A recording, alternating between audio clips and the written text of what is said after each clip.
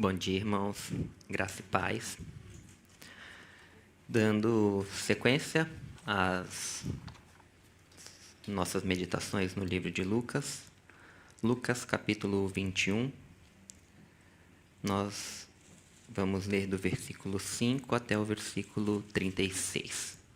Lucas, capítulo 21, do versículo 5 ao versículo 33. Diz-nos assim a palavra do Senhor.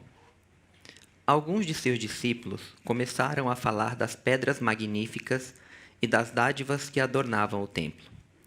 Jesus, porém, disse: Virá o dia em que estas coisas serão completamente demolidas. Não restará pedra sobre pedra. Então eles perguntaram: Mestre, quando isso tudo acontecerá? Que sinal indicará que estas coisas estão prestes a se cumprir? Ele respondeu: Não deixe que ninguém os engane, pois muitos virão em meu nome dizendo: Eu sou o Cristo, e afirmando: Chegou a hora. Mas não acreditem neles. E quando ouvirem falar de guerras e rebeliões, não entrem em pânico. Sim, é necessário que essas coisas aconteçam primeiro, mas ainda não será o fim. E continuou: Uma nação guerreará contra a outra, e um reino contra outro.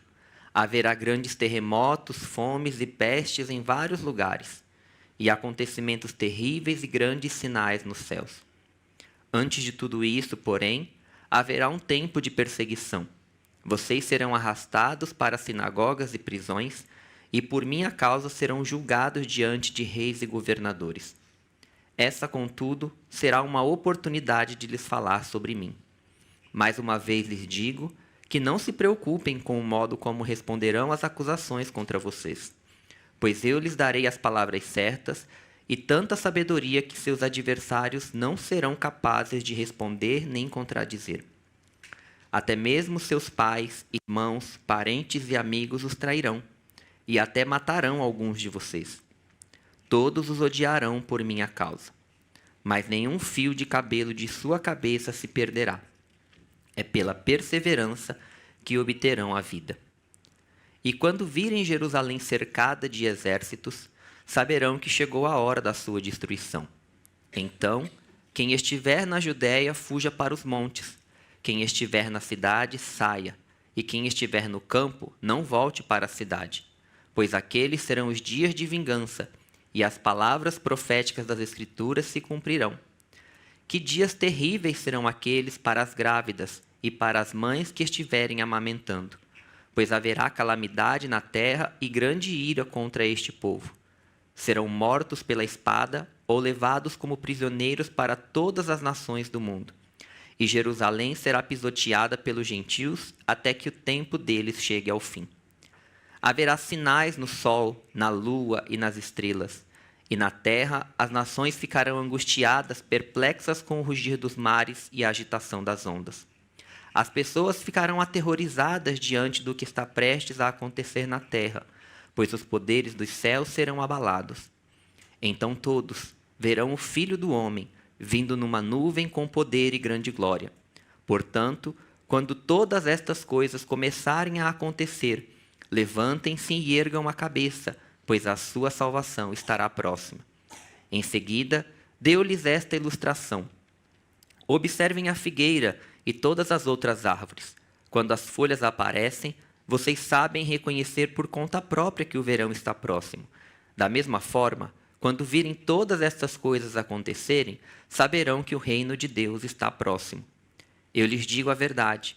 Esta geração não passará até que todas estas coisas tenham acontecido. O céu e a terra desaparecerão, mas as minhas palavras jamais desaparecerão.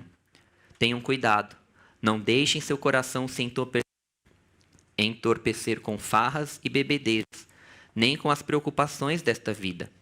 Não deixe que esse dia os pegue desprevenidos, como uma armadilha, pois esse dia virá sobre todos que vivem na terra. Estejam sempre atentos e orem, para serem considerados dignos de escapar dos horrores que sucederão e de estar em pé na presença do Filho do Homem. Amém. Irmãos, o nosso texto de hoje, ele é, na sequência do livro de Lucas, o último discurso, provavelmente público, que Jesus faz antes da sua paixão. E quando Jesus começa a falar sobre esses acontecimentos futuros, né, e a gente entende isso dentro da escatologia bíblica, é interessante a gente pensar que, às vezes, muitos de nós não damos o devido valor à escatologia. Porque a gente pensa assim, as coisas que vão acontecer lá no futuro, eu sei que Jesus vai voltar, é o que importa, o restante, e às vezes a gente negligencia um pouco esse aspecto bíblico que é tratado.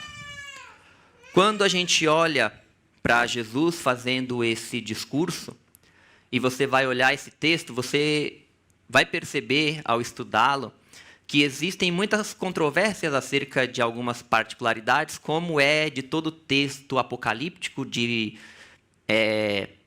cunho apocalíptico, né, que tenha esse tipo de abordagem, esse tipo de assunto, seja lá em Daniel, seja em Apocalipse.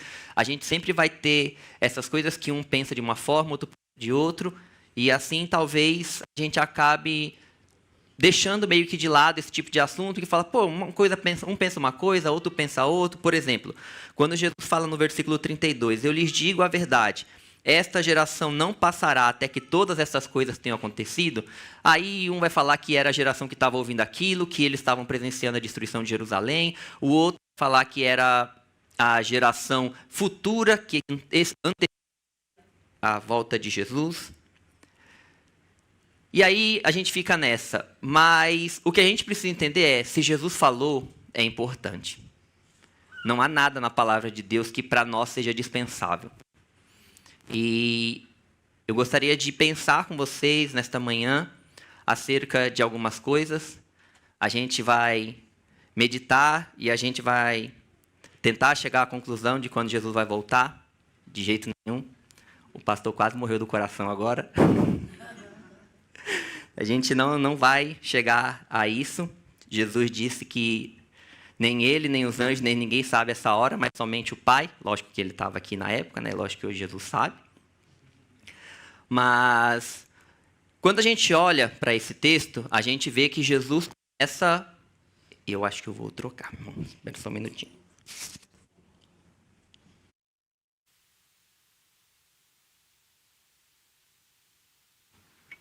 Som. Acho que fica melhor assim.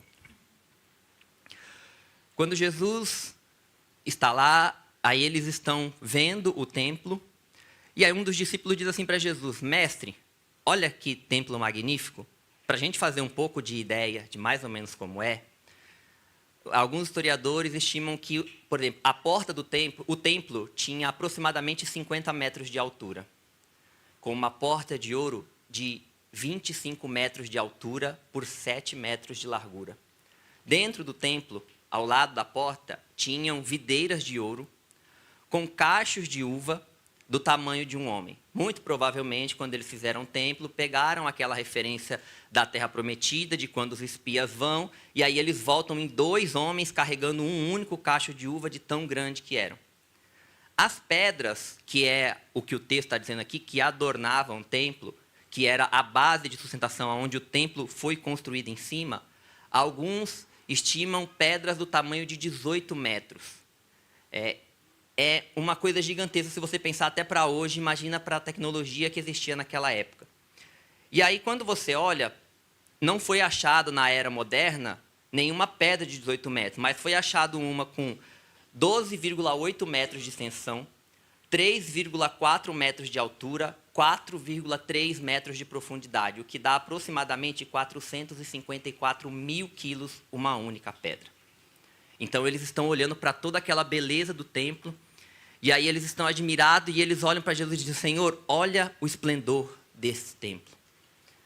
E aí Jesus começa o que a gente chama de sermão apocalíptico.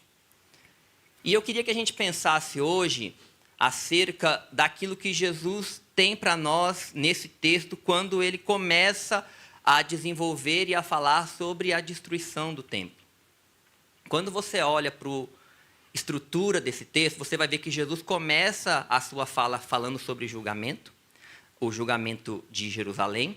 Ele termina falando sobre o julgamento final, que é quando ele julgará todos os homens. E nesse meio, para os cristãos, ele fala, olha, vocês vão ter perseguição, vocês vão ter providência e vocês vão ter perseverança, ou deveriam ter perseverança. Mas isso falando para os discípulos. Então ele vai dizer assim, olha, vocês vão ser perseguidos, mas não se preocupem quando vocês tiverem que dar testemunho, porque o Senhor vos dará a palavra que vocês precisarão falar, providência divina. E aí, mais na frente, ele vai dizer assim, ó, é na perseverança que vocês obterão a vossa vida. Isso é a maneira como ele desenha entre um julgamento de Jerusalém e o julgamento final, como seriam a vida daqueles que o seguissem e que o buscassem. Mas, quando você olha para dentro desse espaço entre julgamentos, você vai ver que ele também fala sobre as nações. E as nações, como elas estão? Elas estão em guerras, em rebelião, elas estão tendo mortes, elas estão aflitas, aterrorizadas e espantadas. A mesma palavra que Jesus usa para dizer como é que seria a caminhada daqueles que o seguem, a vida daqueles que o seguem, também descreve, por outro lado, aquilo que seria vivido por aqueles que estão fora da presença de Deus. Uma coisa que é interessante quando você olha para o povo de Israel, quando eles estão atravessando o Mar Vermelho, é que o texto diz que quando eles adentram o mar, em determinado momento, a coluna de nuvem, a coluna de fogo que guiava o povo vai para trás deles. E essa coluna de fogo faz separação entre o exército de Israel e o exército do faraó. Só que a Bíblia diz que a coluna de fogo era claridade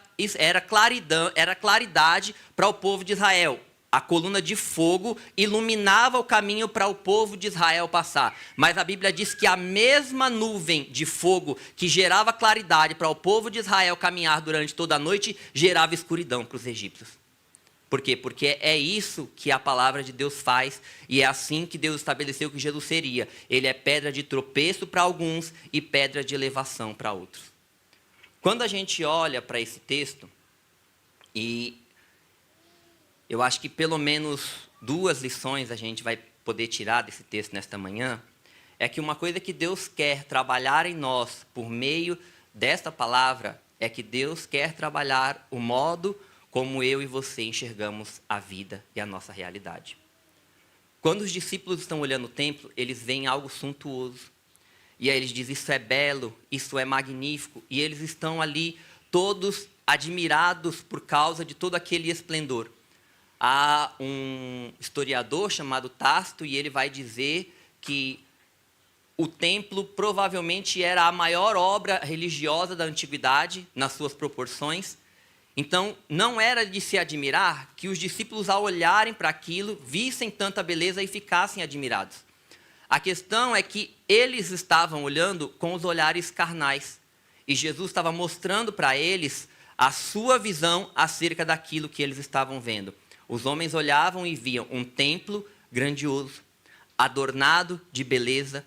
E imagino que os homens, como entendiam o poder de Deus, baseado em muitas coisas, e uma delas é nas coisas que ele conferia, ou na grandiosidade do seu templo, das suas imagens, e aquele povo imaginando como que Deus poderia ser representado, a grandiosidade de Deus sendo vista por meio da formosidade, da grandiosidade daquele templo.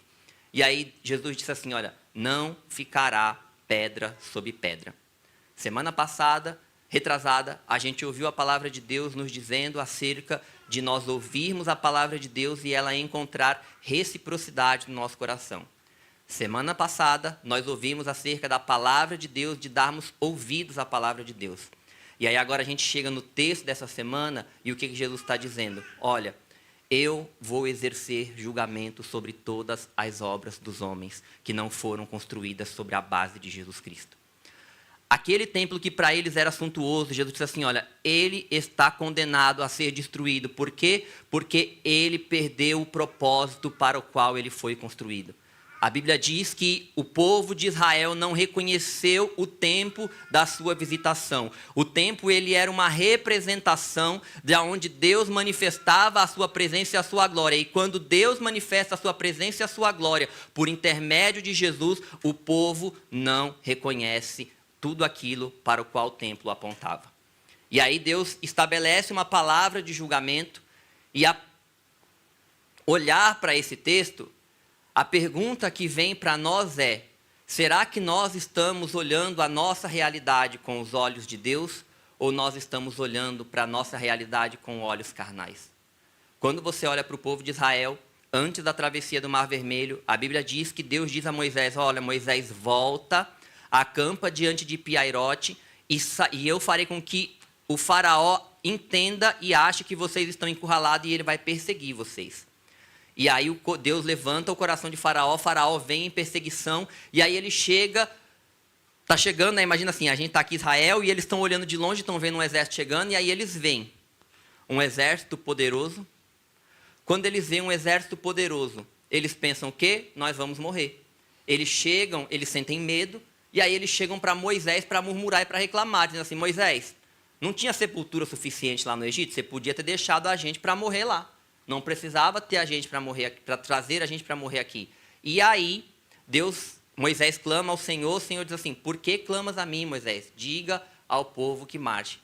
Por que é que Deus quer trabalhar em nós nesta manhã, através de um texto apocalíptico, a maneira como nós olhamos para a vida? Porque vai parecer meio clichê, irmão, e meio autoajuda, mas não é. Sabe aquele ditadozinho bem conhecido? Aquilo que você vê determina aquilo que você pensa, o que você pensa determina o que você sente determina o que você faz determina o seu caráter, e o seu caráter determina o seu destino. James Hunter. Para nós hoje vai ficar meio parafraseado, assim: o que você vê determina o que você pensa. O que você pensa determina o que você sente.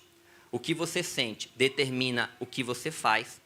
O que você faz determina os seus hábitos, que seria para nós, determina o seu caráter. E, no caso, o caráter de Cristo, se você seguir a palavra de Deus. E o seu caráter define a sua eternidade.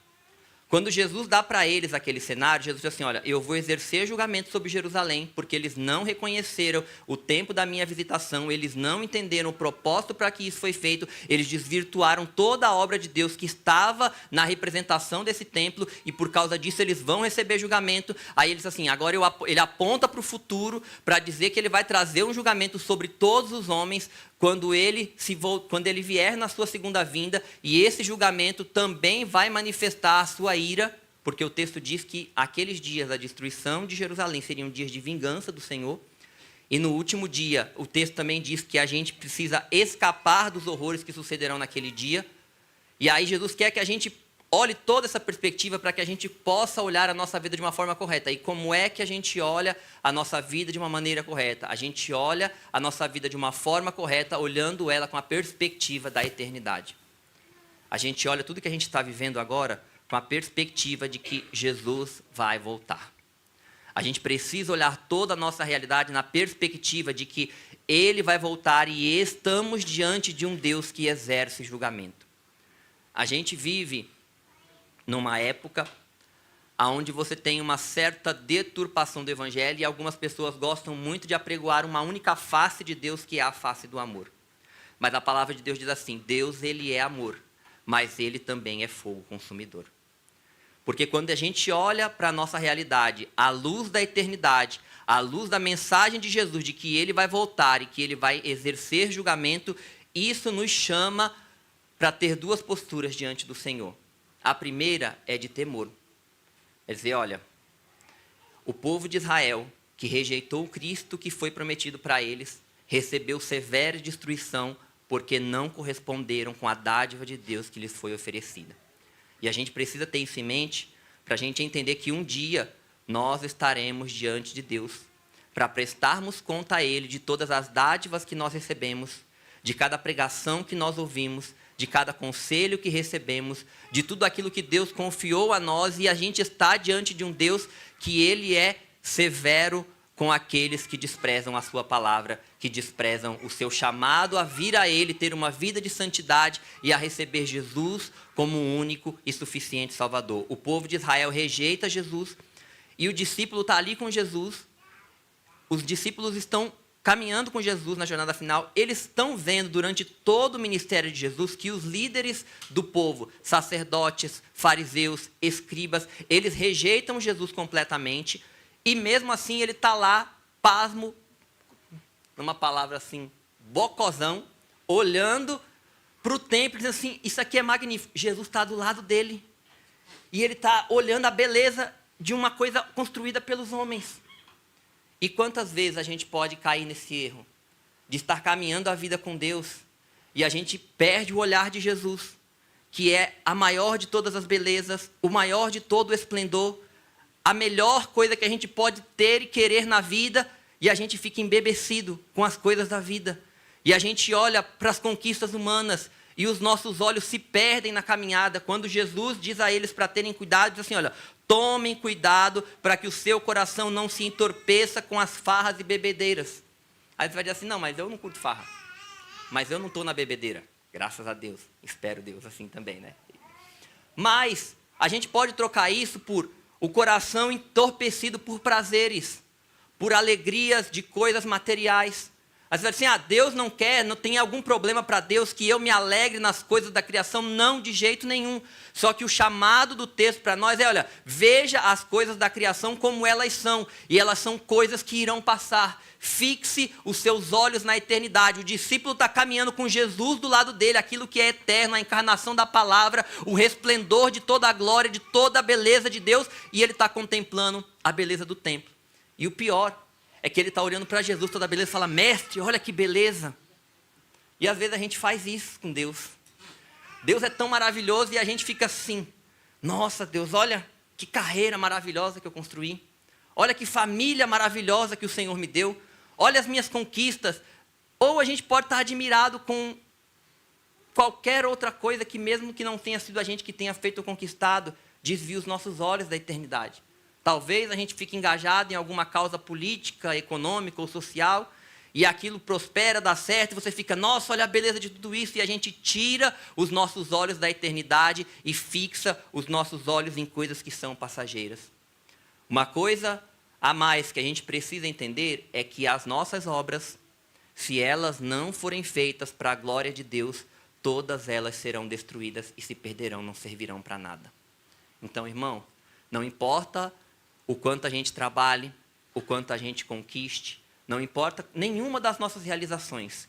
Se elas não forem feitas e vivenciadas de maneira que Deus receba toda a glória, no dia do julgamento essas obras vão passar pelo fogo e não vão ter prestado para nada.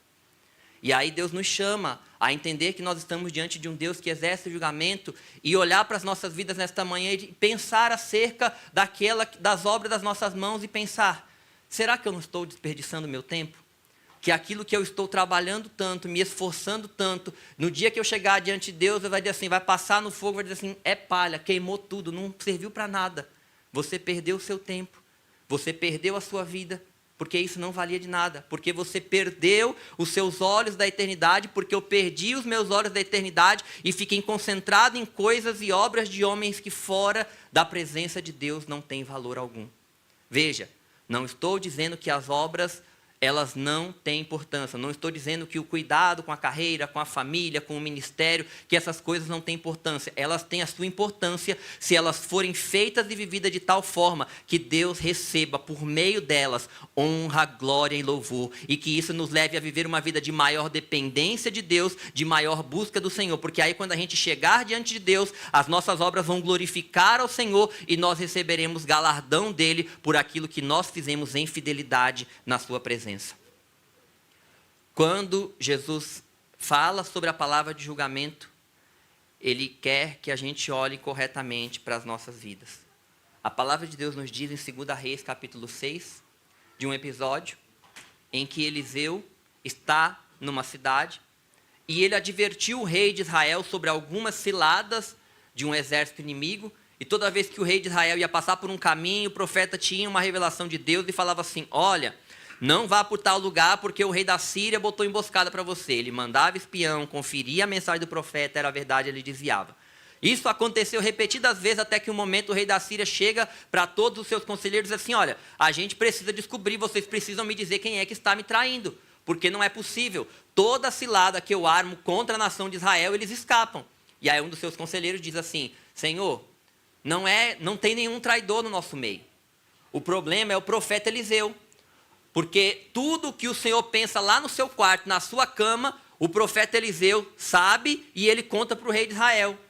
Aí o rei pensa o quê? Bem, se o problema é o profeta Eliseu, manda buscar o profeta Eliseu. Vamos encarcerar ele, vamos matar ele, a gente resolve o problema. E aí ele manda um grande exército em busca de Eliseu, e aí eles chegam na cidade onde Eliseu está e circundam toda a cidade. Imagina uma cidade num vale, vários montes e um exército cercando tudo. E aí acorda de manhã o moço que é ajudante do profeta. Quando ele sai da casa, o que ele depara? Ele olha para os montes e ele vê os montes forrados de exército inimigo. E aí o que ele vê? Ele vê os exércitos inimigos. O que ele sente? Ele sente medo. O que ele pensa? A gente está morto. Vieram atrás do meu senhor, eu sou ajudante dele, já deu para mim. Aí ele vai falar com Eliseu. Ele: Senhor, Eliseu, olha, a gente está tudo cercado. Mas Eliseu está vendo a mesma coisa que o moço está vendo? Eliseu não está. A visão de Eliseu da realidade era outra. Aí Eliseu ora a Deus e diz assim: Senhor, abre os olhos do moço para que ele veja. E aí Deus abre os olhos do moço e ele vê cavalos, carruagens de fogo em volta de Eliseu. Maiores, mais fortes, mais poderosos do que toda aquela circunstância que o moço estava vendo. No mundo real, carnal, na visão humana, os dois estavam enxergando a mesma coisa? Não. Porque apesar da circunstância ser a mesma, Eliseu via de um jeito e o moço de Eliseu via de outro. E Deus me chama e chama você nesta manhã a olharmos para Ele e nós olharmos ao nosso coração e perguntarmos como é que eu e você temos enxergado as realidades de Deus que estão na nossa vida hoje. Será que a gente está que nem o moço de Eliseu? A gente está olhando com os olhos carnais, está dizendo o movimento, toda a circunstância adversa, a gente está racionalizando tudo, medindo, somando, multiplicando, dividindo e olhando, chegando à consequência, dizendo assim: olha, isso é o fim. Está tudo acabado, não tem mais saída, não tem mais jeito, é só fracasso, é só derrota, é só perda. E aí, Deus fala assim para mim e para você, que a gente precisa olhar toda a nossa realidade com os olhos da fé. Primeiro, o texto bíblico diz assim para nós: tudo coopera para o bem daqueles que amam a Deus, são chamados segundo o seu propósito.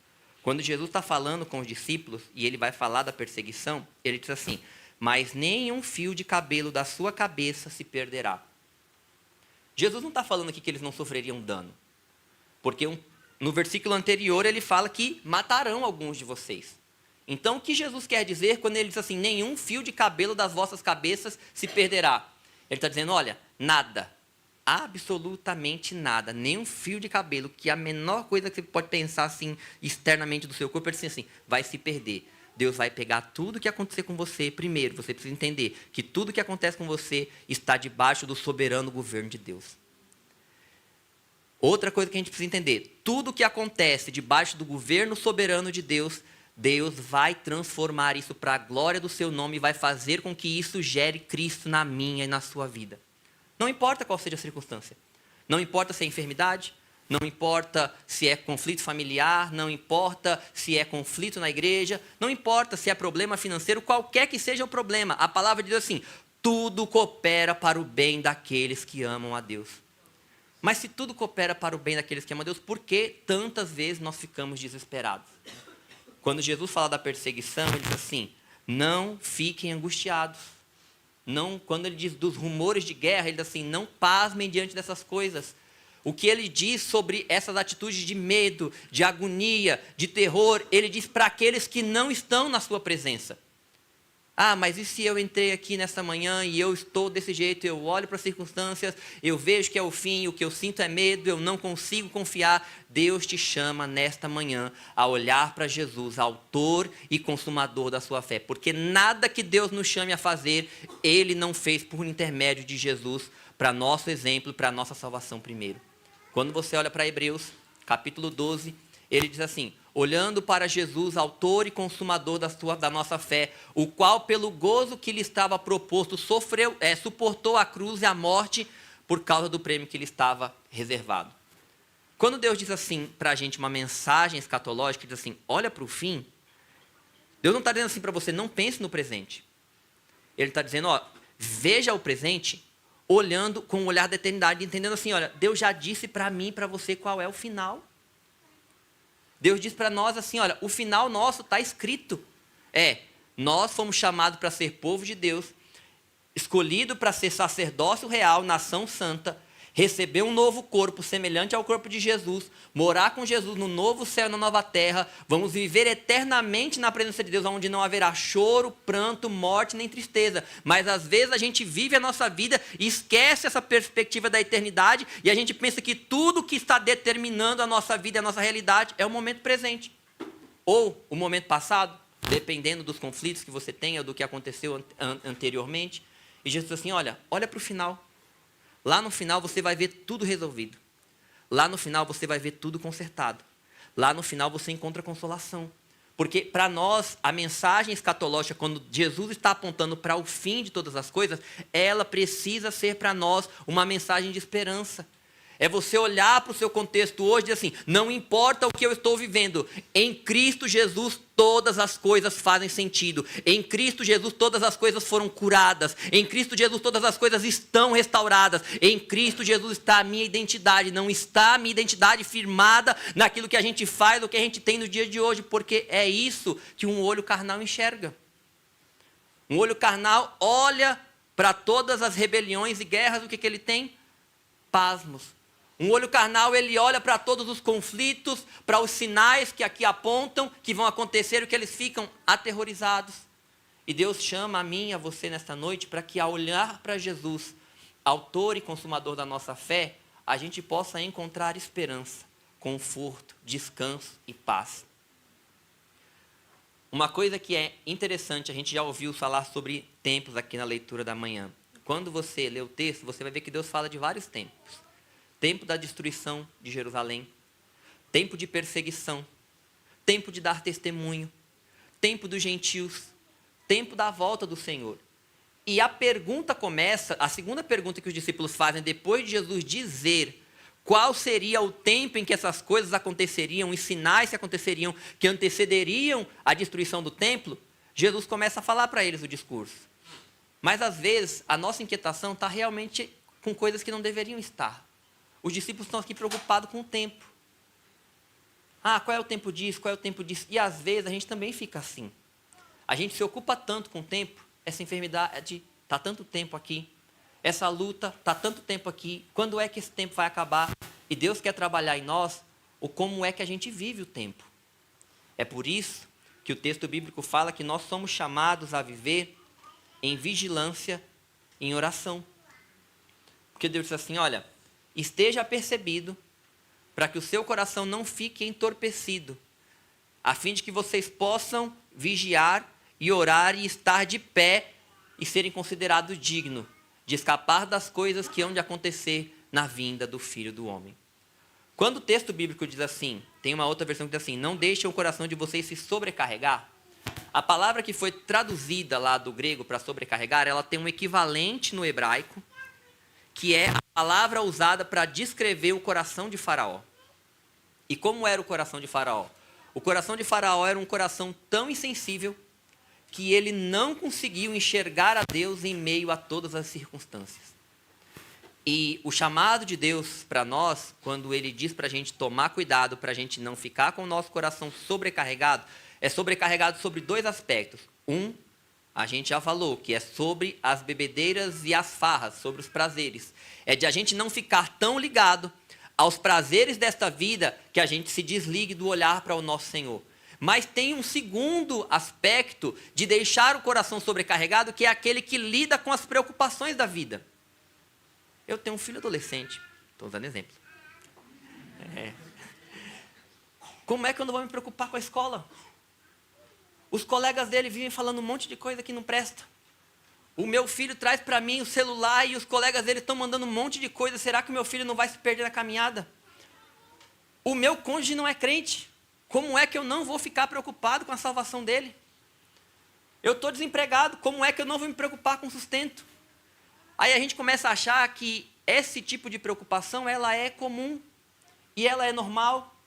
E eu não estou dizendo para você que elas não possam ocorrer, mas a questão é que a Bíblia nos chama a não deixar que essas preocupações nos tornem insensíveis a ver o que Deus está fazendo na história por meio dos acontecimentos presentes. O que é que Deus está fazendo por meio dessa enfermidade? O que é que Deus está fazendo por meio desse desemprego? O que é que Deus está fazendo por meio deste conflito? Com os olhos espirituais, a gente olha as circunstâncias de outra perspectiva. A gente olha e diz assim, Senhor, o que que o Senhor está fazendo aqui?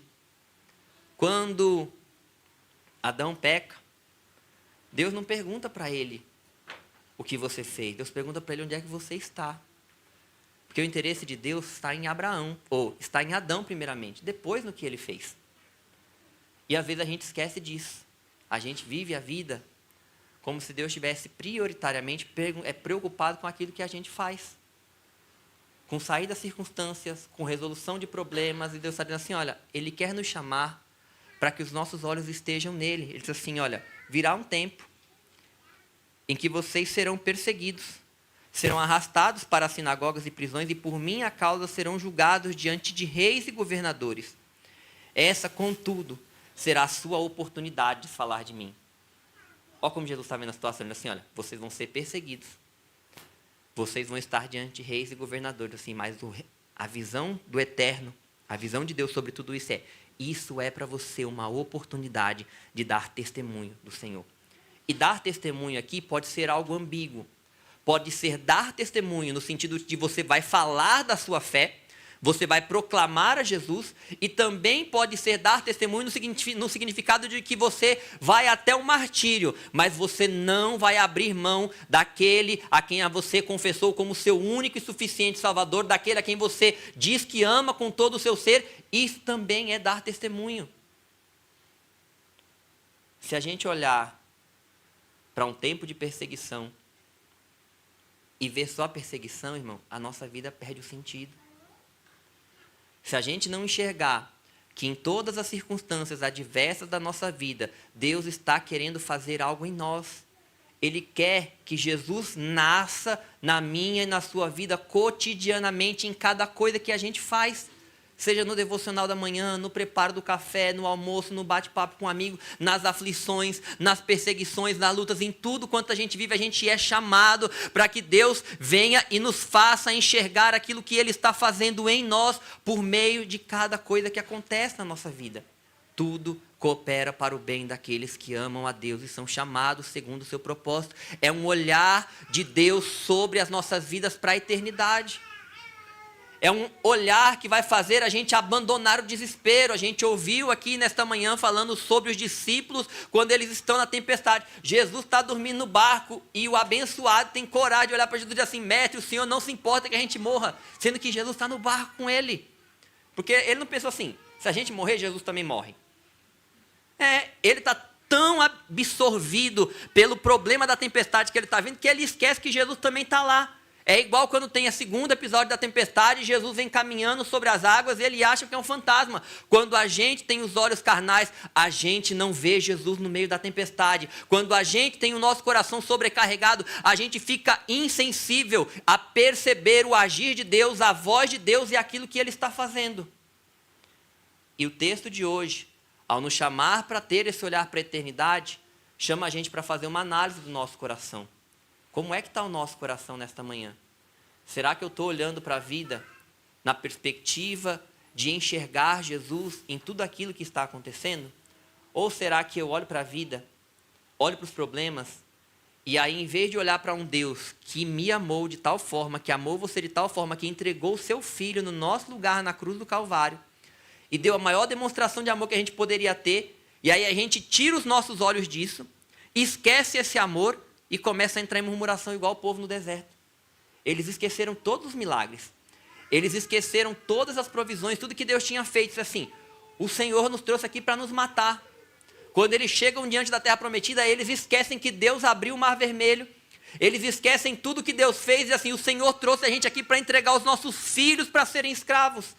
Porque quando a gente está com os olhos carnais, a gente esquece as coisas boas que Deus já fez em nós, por nós e por meio de nós, e a gente foca só na realidade amarga. Deus me chama e chama você nesta manhã a olharmos para as realidades duras e amargas da vida e ver que nós temos um Deus que nos ama e que está cuidando de nós em cada uma delas e trabalhando para que Jesus seja glorificado nestes episódios e nesses acontecimentos. Quando a gente tem os olhos da carne e a gente passa por perseguição, a gente começa a odiar quem nos persegue.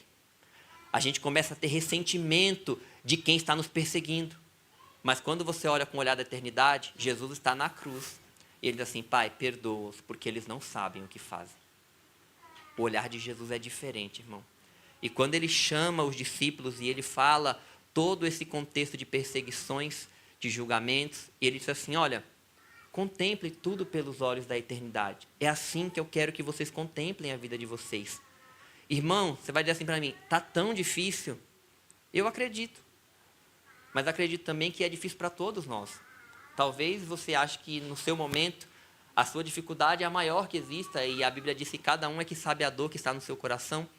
Mas Jesus, quando ele disse que eles teriam perseguição e que eles teriam nisso uma oportunidade de dar testemunho de Jesus, ele também disse assim: olha, não se preocupem como vocês irão responder, porque naquela hora vos será dado pelo Espírito Santo aquilo que vocês precisam falar e sabedoria que eles não vão poder contradizer. Deus diz assim: olha, eu deixo as adversidades alcançarem a sua vida, eu permito que coisas ruins aconteçam com você, eu digo para você, enxergue nisso aquilo que Deus está fazendo, mas ele diz assim para você também: olha, enxergue que sou eu que te capacito a passar por tudo isso. Você não está sozinho quando você estiver diante dos reis e governadores. Diante desse problema enorme que você está vivendo, diante dessa angústia enorme, ele está dizendo assim: contemple que eu estou com você. Sou eu que vou te dar a capacidade de vencer isso. Você vai dizer assim: eu estou desesperado. Deus te chama nesta manhã a cair aos pés de Jesus e dizer assim: Senhor, eu não consigo crer, eu estou desesperado. E Ele vai vir sobre a minha e sobre a sua vida para encher o nosso coração de fé, de maneira que a gente possa descansar o nosso coração nele. Mas Ele nos chama a entender que nós precisamos ser sensíveis à sua voz. Semana retrasada nós ouvimos a palavra e somos chamados a ter um coração de reciprocidade para com a palavra. Semana passada ouvimos sobre Deus falando e que a gente precisa ouvir. E o texto dessa semana começa Deus exercendo o julgamento sobre aquele que não ouviu. Deus me chama e chama você neste momento a estarmos atentos se nós estamos ouvindo a voz do Senhor. Será que nós temos tido a sensibilidade de ouvir Deus nas aflições, de ouvir Deus no conselho de um irmão, de ouvir Deus num louvor, de ouvir Deus numa exortação?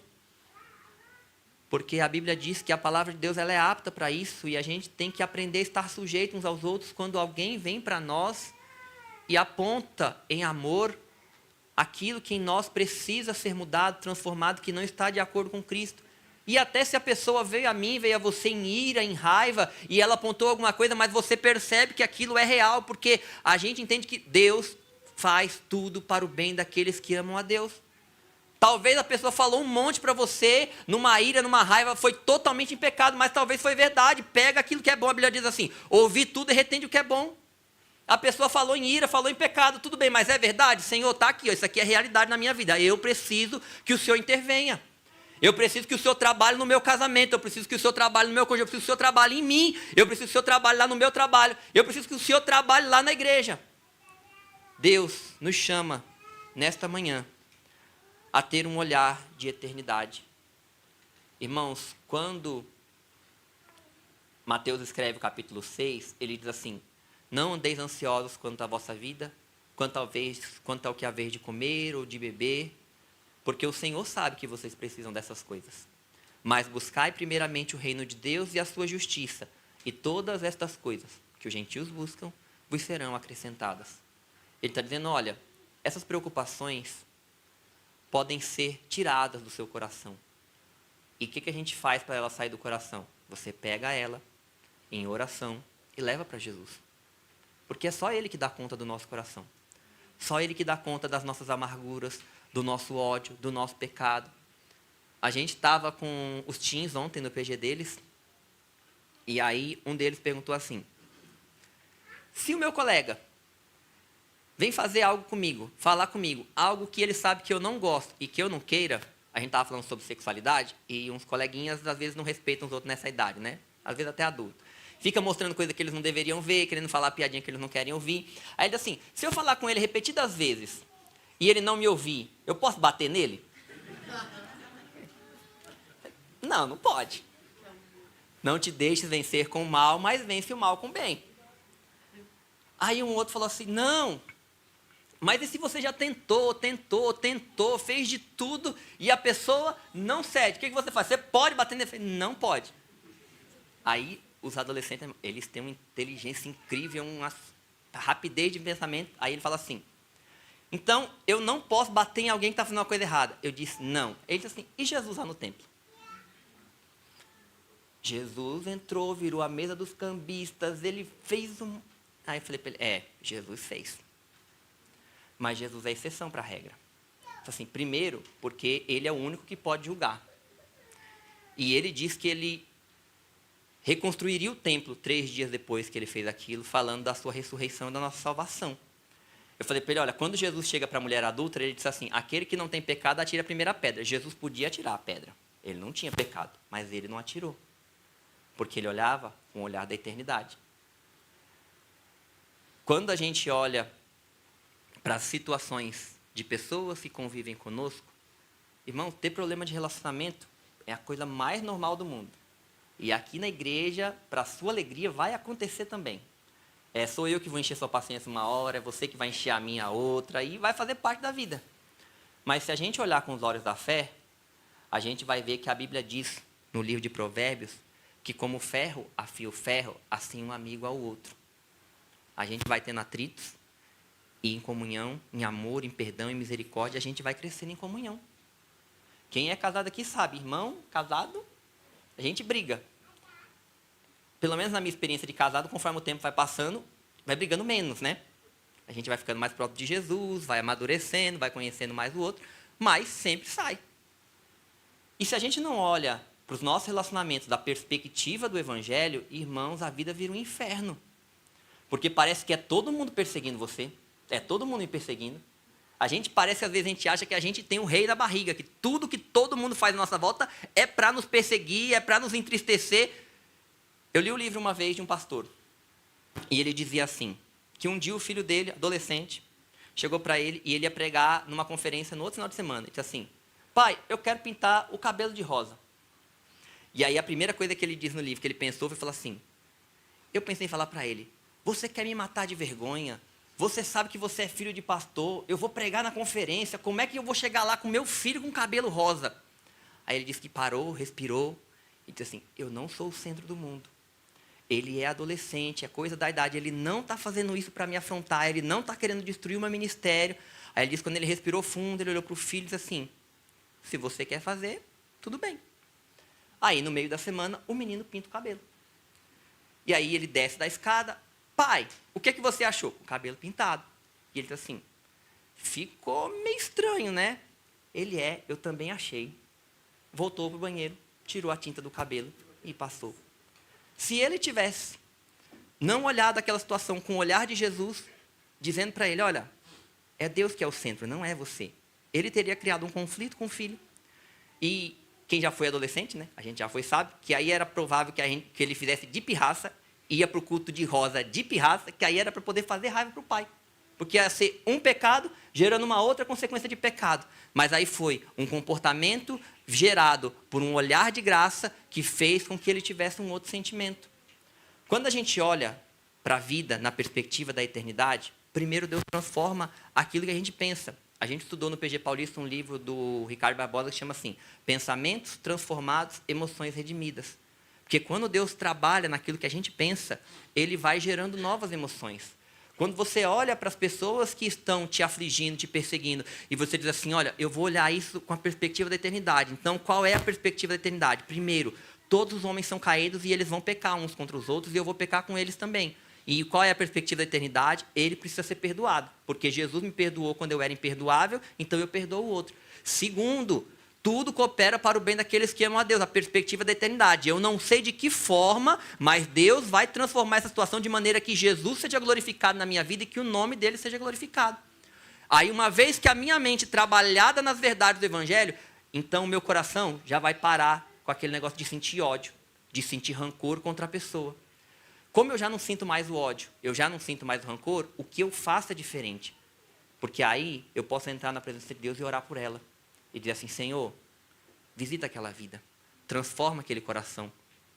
A Marie mandou nessa semana, se não me engano, foi semana passada, uma mensagem lá no grupo da igreja, falando sobre o pastor Homero, que quando ele foi falar sobre a obra, a primeira coisa que perguntaram para ele foi assim, você já orou por um terrorista hoje? Porque é muito fácil, né? A gente fala assim, Senhor, e a gente ora mesmo e precisa orar para Deus ter misericórdia das famílias que perderam as pessoas por atos terroristas, daqueles que estão sofrendo com as condições. Mas será que a gente também parou para pensar que o terrorista também é alguém carente da graça de Deus? Isso me marcou muito, que eu ouvi o William falando aqui na igreja, que até aquele dia eu nunca tinha orado daquele jeito. Ele foi falar sobre a igreja perseguida e ele disse assim, você já orou por aqueles que perseguem os nossos irmãos? Porque eu sempre me lembrava de orar pelos que eram perseguidos. Mas quando a gente olha pelo olhar da graça, o perseguidor também é alguém carente da graça de Deus. A gente precisa que o nosso Deus sustente os nossos irmãos que são perseguidos, precisamos orar por eles, e é muito bom que a gente se compadeça deles, mas a gente precisa se compadecer daqueles que estão perseguindo, porque nós só não somos os perseguidores porque a graça de Deus nos alcançou. A gente não é melhor do que eles. É um olhar de graça, é um olhar de verdade que o Senhor nos chama. E aí, quando a gente muda aquilo que a gente faz, o caráter de Cristo vai sendo gerado em nós. E quando Ele voltar, o caráter de Cristo em nós vai fazer que a gente escape das coisas más que hão de acontecer naquele dia. Porque o Senhor vai nos poupar, como o Pai poupa o Filho que o ama. Quando eu e você olhamos para esse texto, a gente vê Jesus que, com muita gentileza, com muito amor, mostrou para um discípulo que estava olhando a vida de uma maneira errada, onde é que deveria estar a visão dele e qual a perspectiva que ele devia ter. Eu não entrei no mérito da destruição de Jerusalém, mas o texto diz que ela era uma profecia que foi dita acerca de Jerusalém. Por quê? Porque eles não ouviram a palavra do Senhor. E quando a gente olha para o texto bíblico, você vai ver que quando o povo de Israel está para entrar na terra, Deus vai falar sobre a entrada deles na terra prometida, ele diz assim, vocês não vão entrar lá ainda porque ainda não se completou o tempo, a medida dos pecados dos amorreus. E aí quando Deus vai falar com o povo de Israel sobre a terra e entrar na terra, ele diz assim, sejam obedientes para que vocês prolonguem os seus dias na terra que o Senhor Deus te dá. Quando Deus nos dá uma responsabilidade, quando Deus nos confia algo, Ele pede contas de tudo isso. Ele deu, os amorreus foram infiéis, julgamento sobre eles. Ele deu para Israel, Israel foi infiel, julgamento sobre ele. Ele tem dado a nós, e acredite nisso, porque Ele disse que as palavras dele não passariam. Um dia nós estaremos diante dele para prestarmos conta de todos os nossos feitos. A Bíblia diz que da menor palavra tola que a gente diz, a gente vai prestar conta dos nossos feitos. E eu não estou dizendo isso para que você saia daqui tremendo de medo, não. Estou dizendo para você tema, porque nós estamos de um Deus grandioso, que é justo. Ele é bondoso e Ele tem nos dado tempo para arrepender. Se eu e você temos estado aqui domingo após domingo e não temos prestado atenção no que Deus tem feito no nosso meio, no que Deus tem falado por meio da sua palavra, Deus te dá a oportunidade mais uma vez nessa manhã de você se arrepender e de você prestar atenção naquilo que Deus está fazendo e dizer, Senhor, o meu coração está sobrecarregado. Eu não estou conseguindo perceber. Ah, irmão, como é que eu sei que eu não estou conseguindo perceber? Porque você olha para a vida e é só tristeza, é só murmuração, é só reclamação, porque a postura daquele que tem a visão de Deus na eternidade, na perspectiva escatológica de todas as coisas cumpridas e realizadas, sabe qual é a postura? Nós temos uma vida em que a gente louva, que a gente adora e que a gente agradece. Se você entrou aqui nesta manhã e ao olhar para o seu coração, você não se vê diante de Deus com o coração agradecido, Você não se vê a Deus, louvando a Deus. E louvar a Deus, irmãos, não é cantar no culto. É uma atitude de louvor. Cantar faz parte da nossa adoração e do nosso louvor. Mas no seu dia a dia, nos seus afazeres diários, é a gente estar diante de Deus dizendo assim: Senhor, eu não entendo, mas eu te glorifico porque eu sei que o Senhor cuida de mim. Senhor, eu não te entendo, mas eu te glorifico porque eu sei que o Senhor vai transformar isso para a glória do teu nome. Senhor, está difícil, está dolorido, eu não entendo, eu não estou aguentando, mas eu sei que o Senhor é fiel, digno de toda a honra, de toda a glória e de todo louvor. O diagnóstico de um coração entorpecido é a falta de adoração e a falta de um coração. O diagnóstico de um coração entorpecido pelas coisas da vida, anestesiado, que não percebe as coisas de Deus, é um coração que está sobrecarregado e que não agradece e que não louva e que não adora. Que eu e você possamos fazer um exame do nosso coração nesta manhã e perceber se essa é a nossa realidade. Se você olhou para a sua vida agora e disse assim: nossa, tudo que eu vejo na minha vida eu murmuro, eu reclamo, eu não consigo ser grato a Deus, eu não consigo desfrutar da comunhão dos meus irmãos, eu não consigo desfrutar daquilo que Deus fez, o Senhor te chama nesta manhã a uma postura de arrependimento. Porque aqueles que rejeitam a sua palavra, um julgamento severo os espera. Mas há uma mensagem do Senhor para nós que é: para aqueles que perseverarem em Cristo até o fim, eles alcançarão a salvação das suas almas. Vamos orar. Pai querido, Deus eterno, em nome de Jesus, o teu Filho amado, nós te louvamos, Senhor, pela tua palavra. Te louvamos, Senhor, porque o Senhor nos chama a participarmos da tua obra no mundo, ó Deus. Eu te louvo porque o Senhor nos escolheu em Cristo antes da fundação do mundo. Eu te louvo, ó Pai, porque o Senhor entregou Jesus no nosso lugar na cruz do Calvário e perdoou os nossos pecados. Eu te louvo, Senhor, por poder ser igreja. Eu te louvo pelos meus irmãos que aqui estão presentes, ó Pai, por aqueles que não puderam vir. Eu te louvo pela tua igreja na terra, ó Pai. Eu te louvo, Senhor, pelas tuas promessas. Te louvo pela tua fidelidade, pela tua misericórdia, porque muitos são os nossos pecados, ó Pai. Ó Deus, como Daniel fez confissão diante de ti, eu quero fazer nesta manhã, ó Pai. Nós temos pecado contra o Senhor. Eu, a tua igreja, o teu povo, temos pecado contra ti. Perdoa-nos, ó Pai, as muitas vezes que nós não temos dado atenção à palavra que o Senhor tem falado a nós.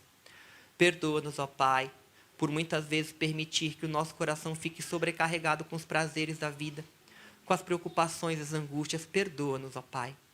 Vem sobre nós nesta manhã, ó Deus, por meio do teu Santo Espírito, e nos enche da tua graça. Dá-nos a mente e o coração de Jesus, nos dê um coração agradecido, ó Pai. Que o Senhor ache nos nossos lábios um sacrifício de louvor que exalte e bendiga o teu santo nome. Ó Deus, que o Senhor nos ajude a estarmos vigilantes em oração, Senhor. Se o nosso coração entrou aqui sobrecarregado, ó Pai, nos guie pelo caminho da oração, para que a gente possa pegar toda a nossa ansiedade e lançar sobre Ti, ó Deus. Porque a Tua palavra diz que se nós fizermos assim, a Tua paz, que excede todo entendimento, vai guardar a nossa mente, os nossos corações. Visita, Senhor, os nossos relacionamentos, os conflitos que temos vivido, ó Pai. Se há ódio, amargura, Senhor, no nosso coração, tira nesta manhã, ó Pai, traz cura, ó Deus, para a glória do Teu santo nome. Pelo poder do Teu Santo Espírito, pelo poder do sangue de Jesus que foi derramado por nós na cruz do Calvário, transforma o nosso coração, tira, ó Pai, de nós um coração de pedra e nos dê um coração de carne. Ó Deus, a Tua palavra diz que nós não sejamos como aqueles que estavam no deserto, que endureceram seu coração e ficaram fora do descanso porque não creram. Ó Deus, que o Senhor nos dê um coração nesta manhã, ó Pai, que seja sensível à Tua voz, ó Deus. Um coração que se derrame diante de Ti, confessando, ó Pai, as nossas mazelas, as nossas tristezas, as nossas vulnerabilidades. O nosso coração, ó Pai, possa estar diante de Ti quebrantado, dizendo: Senhor, eu Te quero mais do que a minha própria vida. Eu Te quero, Senhor. Eu quero a Tua verdade para mim. Eu quero a Tua vontade para mim, Senhor, ainda que a Tua vontade não seja a minha vontade, ainda que os Teus planos não sejam os meus planos, ó Pai, nós queremos a Tua vontade, o Teu plano e o Teu reino, porque nisso o Senhor vai ser glorificado. O Senhor conhece a história. O Senhor já nos disse o início. O Senhor já nos disse o final. E eu quero te louvar, Senhor, porque o Senhor já disse que em Cristo Jesus todas as coisas vão ser, ó Deus, refeitas. Em Cristo Jesus, ó Pai, tudo vai ser restaurado. Em Cristo Jesus, nenhuma lágrima vai ser desperdiçada, nenhuma angústia, ó Deus querido, vai ficar sem o seu devido cuidado. Ó Deus, eu te louvo porque o Senhor cuida de nós. Vem enxugar as lágrimas nesta manhã, Senhor. Vem confortar os corações angustiados nesta manhã, Senhor. Vem, ó Deus, transformar os corações que estão amedrontados diante do rugido dos mares e das aflições. Ó Deus, que os nossos olhos estejam na perspectiva da eternidade. De ver aquele, ó Deus, em Jesus, o nosso Salvador e Senhor, ó Pai, que tem poder para dizer ao mar, acalma-te. E que se o Senhor ainda não aquietou o mar, é porque o Senhor não quis, e tem algo que o Senhor está fazendo em nós, por meio do rugido dos mares. Ó Deus, se o Senhor não transformou a situação ainda, ó Pai, nos dê um coração que saiba ser perseverante e paciente. Nos dê um coração que saiba descansar, ó Deus, no Teu cuidado soberano, poder soberano, ó Pai, no Teu amor soberano. Ó Deus, como é bom poder ter essa certeza de que o Senhor nos ama de tal forma que o Senhor disse que nada pode nos separar do Teu amor, Senhor. Abra os nossos olhos, ó Deus, para que a gente veja o Teu amor. Abra os nossos olhos para que a gente veja as maravilhas da Tua lei, Senhor. Como Eliseu orou, Senhor, para que o moço visse a realidade espiritual que ele não estava vendo, porque ele estava amedrontado pelas circunstâncias. Abre os nossos olhos nesta manhã, Senhor, para que a gente veja o Teu cuidado, a Tua proteção, a Tua provisão e aquilo que o Senhor está fazendo. Ó Deus, abre os nossos olhos nesta manhã para ver como o Senhor vê. Dá-nos, ó Deus querido, pensamentos transformados. Redime as nossas emoções, ó Deus querido, e trabalha para que tudo que a gente fizer, seja por obras ou por palavras, a gente o faça para a glória do Teu nome. Em nome de Jesus. Amém.